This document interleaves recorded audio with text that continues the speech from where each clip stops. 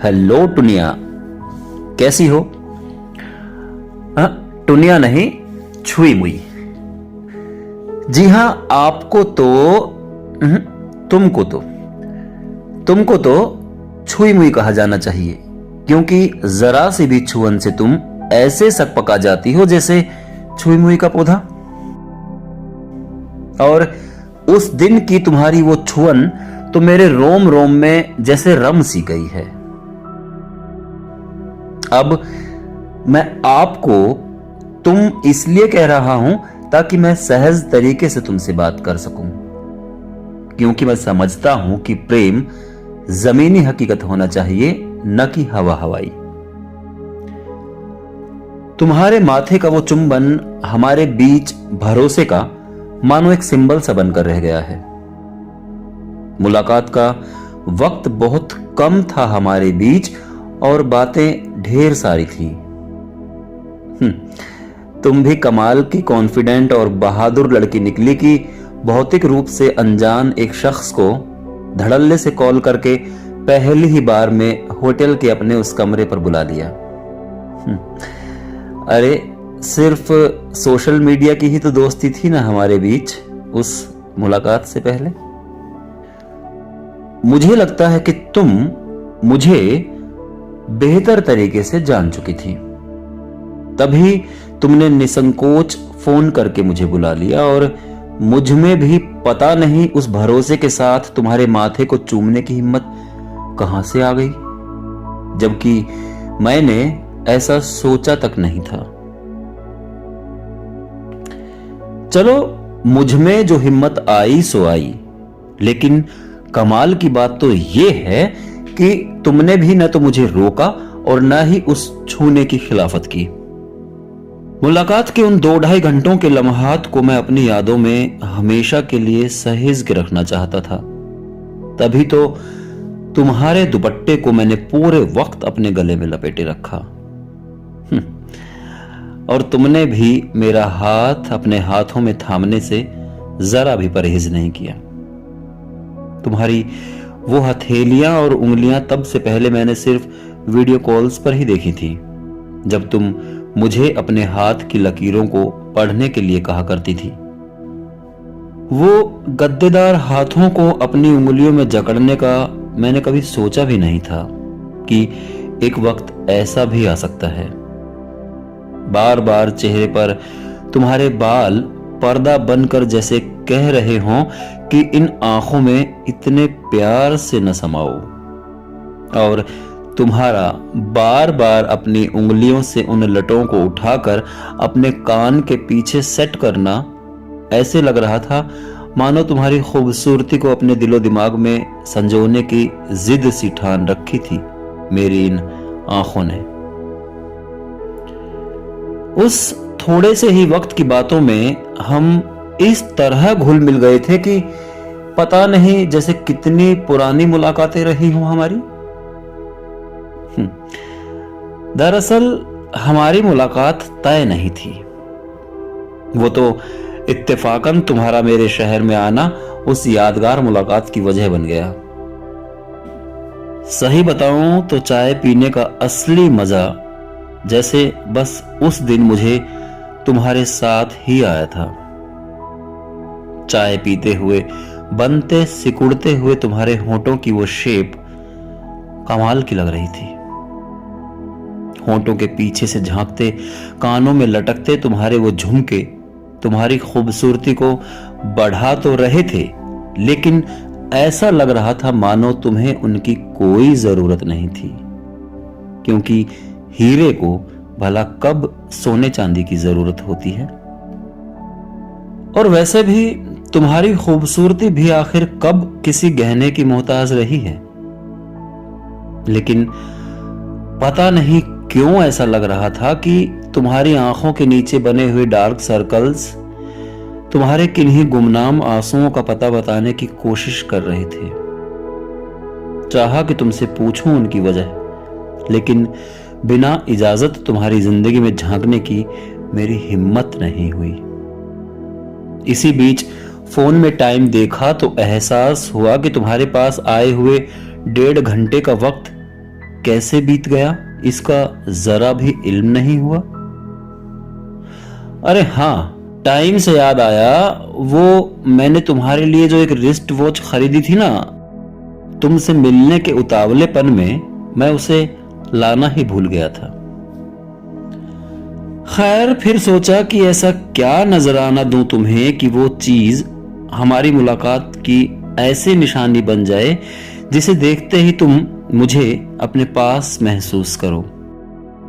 एक झटके से मेरे दिमाग में अपने अंगूठी का ख्याल आया, लेकिन रत्न जड़ित सोने की उस अंगूठी को तुम्हारी सेल्फ रिस्पेक्ट ने लेने से मना कर दिया। फिर दूसरी अंगूठी, अंगूठी क्या, वो एक लोहे का छल्ला था। उसे मैंने तुम्हारी तरफ बढ़ाया तो तुमने भी एक निशानी के तौर पर उसे प्यार से अपनी उंगली में उतार लिया। इसके साथ ही मुझे खुद को तुम्हारे साथ होने का एहसास हुआ। वैसे यहां बात सोने चांदी की नहीं है, बात है तो महज एक निशानी की। खैर, मैंने तुम्हें वो छल्ला दिया और तुमने भी मेरे जज्बातों की कद्र करते हुए उसे तभी पहन भी लिया। यहां एक बात तो समझ आ रही थी कि तुम भी हमारी उस मुलाकात से खुश थी, वरना मुझे थोड़ी देर और रुकने के लिए न कहती,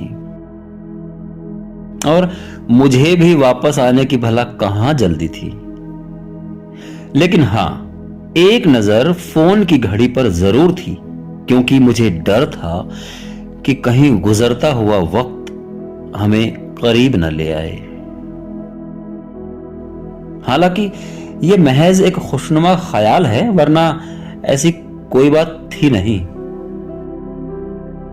अच्छा, एक बात बताओ, मुझे आज तक वो बात समझ नहीं आई जब तुमने ये कहा कि मैं तुमसे मिलने के लिए सज संवर कर पहुंचा हूं। हालांकि मैंने तो सिंपल एक जीन्स और वाइट कुर्ता ही तो पहना था बस।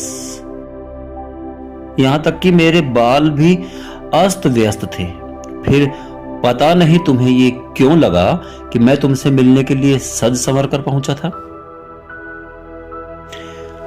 खैर, तुम जो बार बार हाथ की लकीरें पढ़वाने के लिए अपना हाथ मेरे हाथ में दे रही थी ना, मुझे बहुत अच्छा लग रहा था। मुझे लगा था कि तुम बहाने से ऐसा कर रही थी, क्योंकि हाथ की लकीरें तो बिना छुए भी दिखाई जा सकती हैं ना। वैसे भी तुम्हारे हाथ की लकीरें ये साफ बता रही थी कि तुम्हारे जीवन की मुश्किलें अभी थमी नहीं हैं। तुम्हें अभी और मजबूती से उनका मुकाबला करना है। तुम्हारा छोटा सा गद्देदार हाथ लकीरों के कई बेमेल जोड़ दिखा रहा था।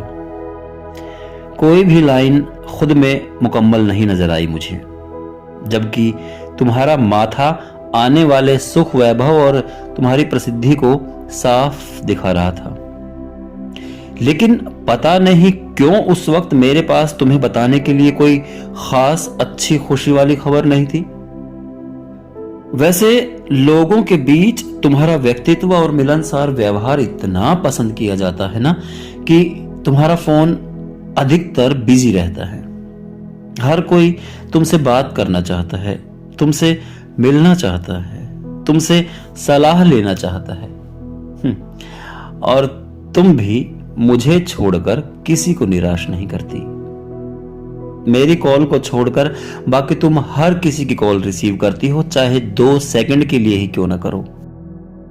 लेकिन हमारी उस मुलाकात के दौरान तुमने अपने फोन पर आई 1-2 बहुत जरूरी कॉल्स को छोड़कर किसी और को खास वक्त नहीं दिया, क्योंकि तुम्हारा वो थोड़ा सा ही सही लेकिन सारा वक्त मेरे लिए रिजर्व तो हो ही गया था ना।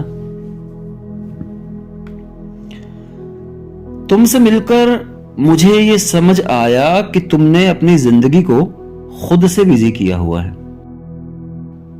लोगों के इतने सारे काम तुमने अपने सिर पर लिए हुए हैं ना कि तुम्हें खुद के लिए वक्त ही नहीं मिलता। वैसे ये ठीक भी है क्योंकि अगर तुम खुद के लिए खाली वक्त निकालोगी भी तो तुम्हें अपनी वो सारी परेशानियां फिर से घेर लेंगी जिनसे भागकर तुमने खुद को बिजी किया हुआ है। वैसे मुझे लगता है कि तुम्हें अपने इन पब्लिक रिलेशंस का ना खुद के लिए सही इस्तेमाल करना चाहिए, ताकि लोगों के साथ साथ तुम खुद का भी भला कर सको। अब सारी बातें सुनने के बाद तुम्हारे मन में ये सवाल जरूर उठ रहा होगा कि ये सारी बातें तो मैं तुम्हें फोन पर भी बता सकता था। तुम बिल्कुल ठीक सोच रही हो। मैंने भी यही सोचा था कि सब कुछ तुम्हें फोन पर ही कह दूं, लेकिन फोन पर कहा हुआ तो हवा में उड़ जाता है ना। हालांकि वो एक आसान तरीका रहता, लेकिन पता नहीं क्यों फिर ये लिखना, बोलना, वीडियो बनाना, अपलोड करना, भेजना, सुनाना, उस छोटी सी मुलाकात की इतनी सी बातों के लिए इतना लंबा और वो भी एक तरफा प्रोसेस आखिर क्यों किया मैंने? तो फिर मेरा फिर से वही एक छोटा सा जवाब, फोन पर मेरे लिए वक्त ही कहां होता है तुम्हारे पास। Okay tata, bye, take care and love you always darling.